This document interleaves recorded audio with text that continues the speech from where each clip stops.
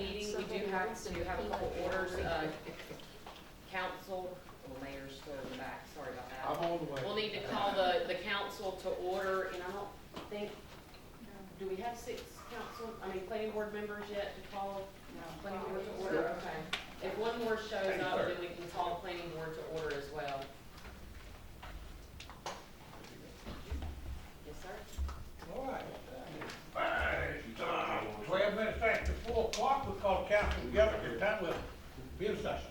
Sounds good.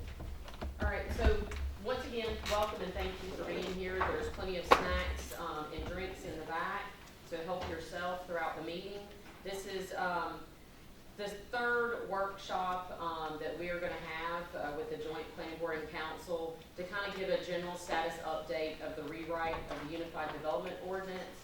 What we're going to do tonight is kind of go a little bit more into the traditional district standards, the proposed mixed-use standards, and then the commercial design guidelines. Once again, this is Kelly Klepper with Kimley Horn and Associates, and I'd like to turn it over to the city attorney, Majib Shahkhan, to introduce the rest of our legal team here today. Thank you, Mayor and Council and planning board members. I'd like to introduce Bob Hageman and Nick Tosco. They're with Pointer School. Bob's in the Raleigh office and Nick is in the Charlotte office. They're working with us to do the legal review of the UDO. Bob is a longtime member of the Charlotte City Attorney's Office and was Charlotte City Attorney. Nick has been a local government attorney for 7 years now, and we are happy to have them in helping us out on these issues. Thank you. Go ahead and get started. Thank you. Okay. So, Lisa said we've got about 4 hours to talk through all of this. So Turn the light up when you leave. turn the lights out, exactly. I heard that. Leave a quarter on the table.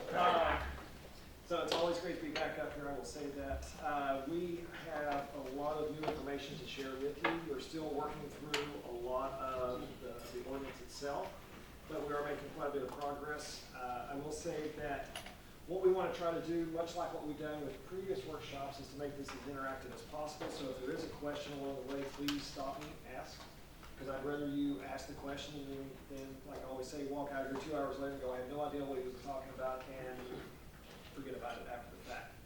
So with that, just kind of jump right into it. Just a quick overview of what we're going to be talking about. As Lisa said, the traditional districts, the mixed use, some uses, some design standards, and of course we've got breaks built into this with questions and answer time as well.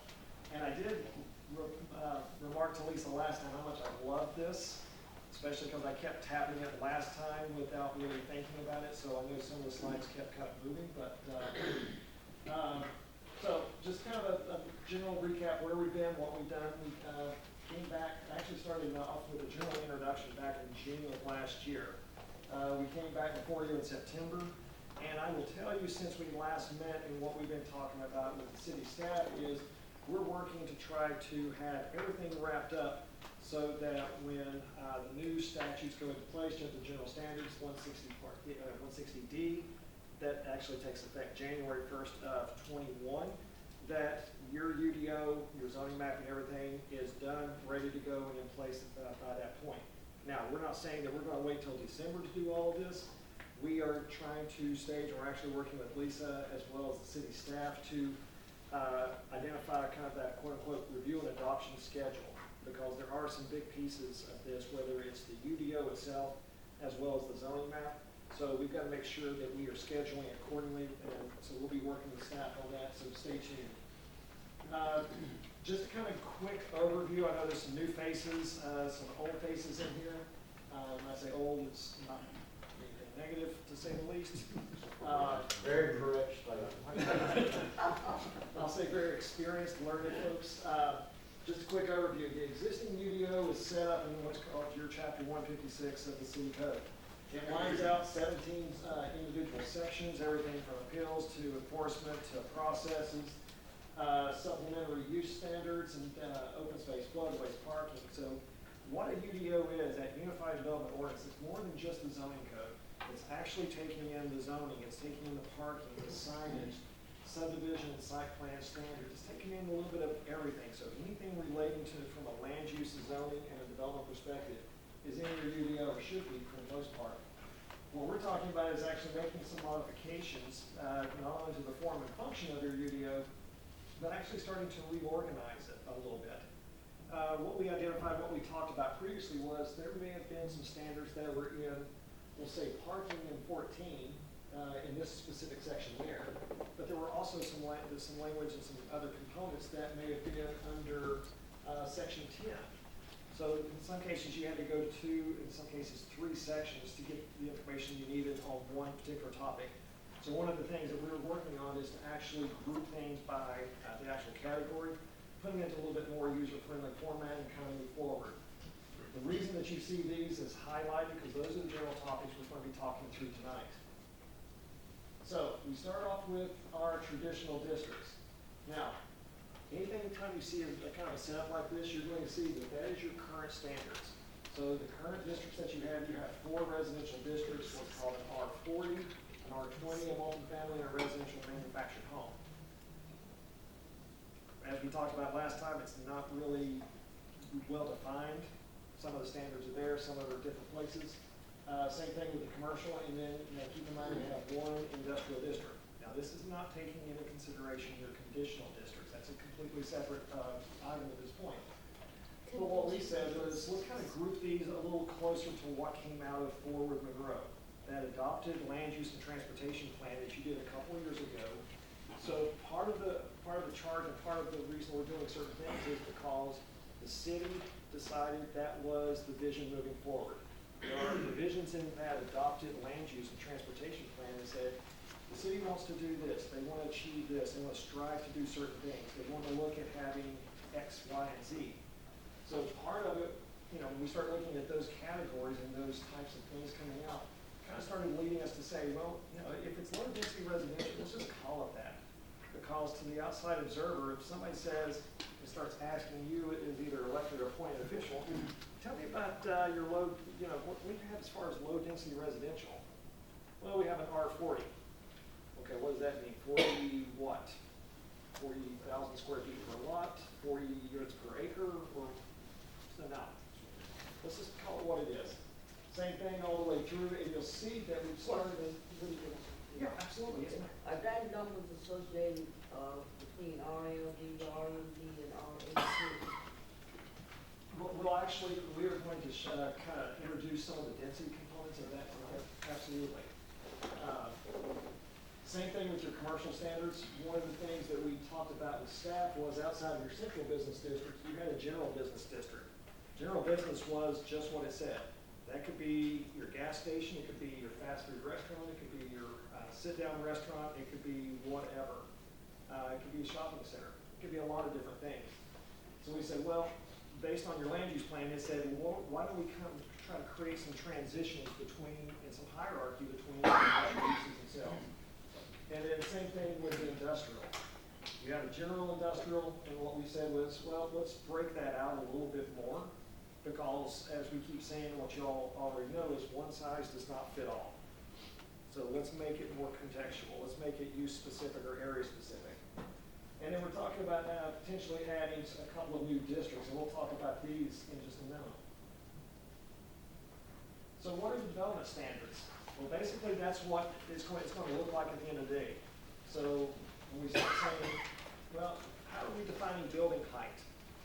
Right now your standard is very text component. It's kind of lined out. It's not overly clear. So we said, okay, why don't we think about this approach? One was, let's give you a graphic. Let's give you an image that actually explains and illustrates the specific definition so that staff can sit there and go, okay, the standard is, the height is this. Here's how we are measuring height.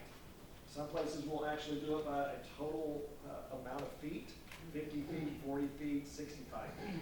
Other places have actually defined it by stories, and just instead of trying to say it's all 3 stories or 39 feet. From a construction standpoint, 39 feet and 3 stories is very difficult, especially if you're trying to do a mixed use building.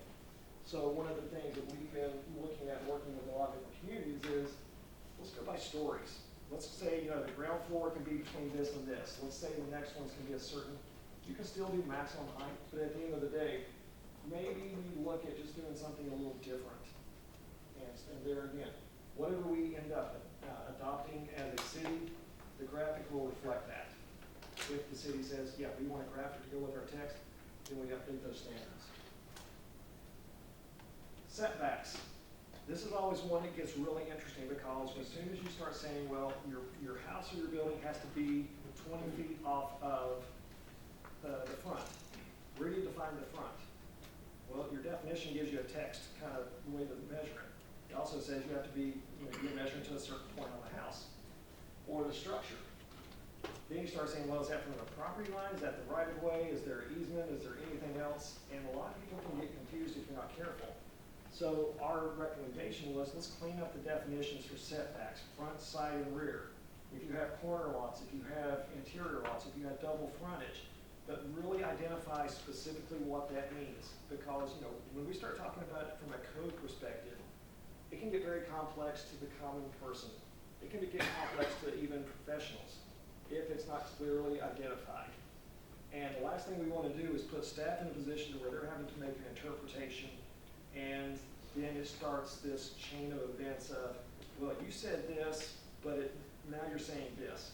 So we're trying to come up with a clear standard and say, here's the definition. Here's how we are measuring a setback.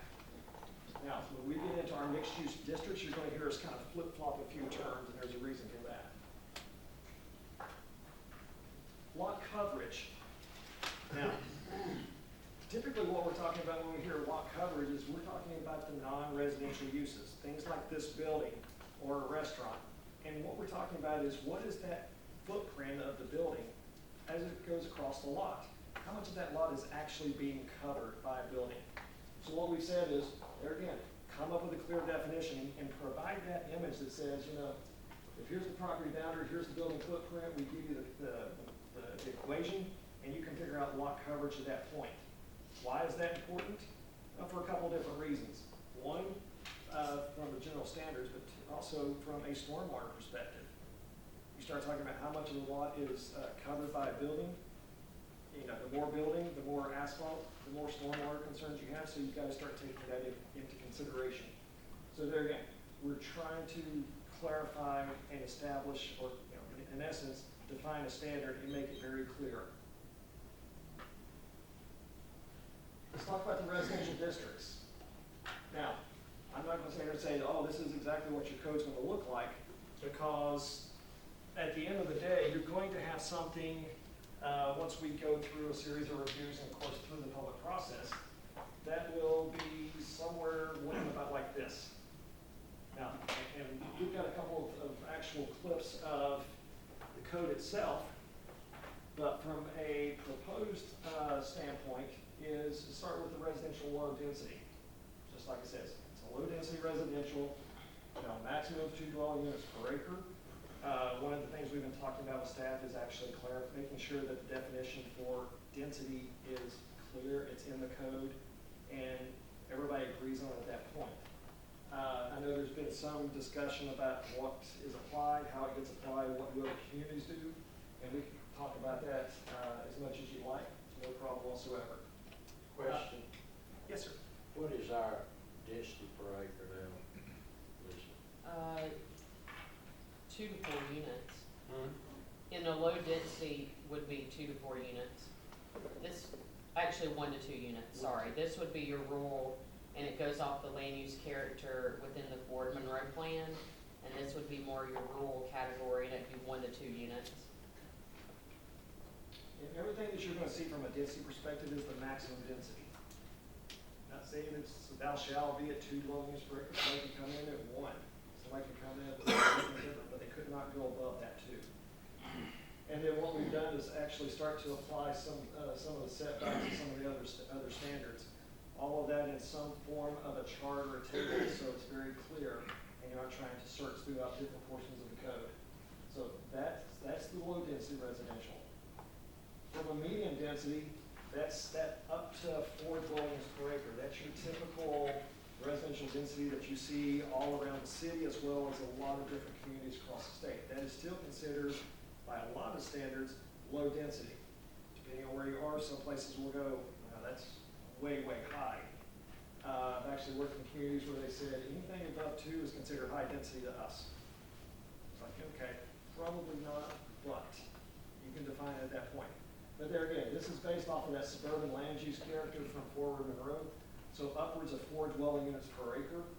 There again, similar types of standards that would be applied and identified within each of the districts.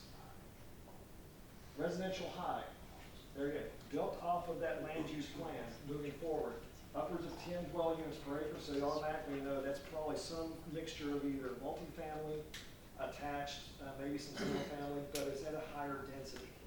Typically, you see this where you've got increased need for, there's increases in urban services, there's increased transportation opportunities. It may be close to a non-residential, like a commercial or an office type of district. But this is one of the ones that, we want to make sure folks are talking about, because it is, from most perspectives, a kind of still a high density, but not an overly critical high. But there again, it's consistent with that land use plan that was adopted by the city. Let me ask you, any questions? Oh, yes, sir. Let me ask, do we have any demand for that now? That type of density? I've not seen it. Yeah, you would typically see that type of density around the urban core of your downtown. You would see some of that type of density in mixed-use centers near interchanges, maybe sometimes even higher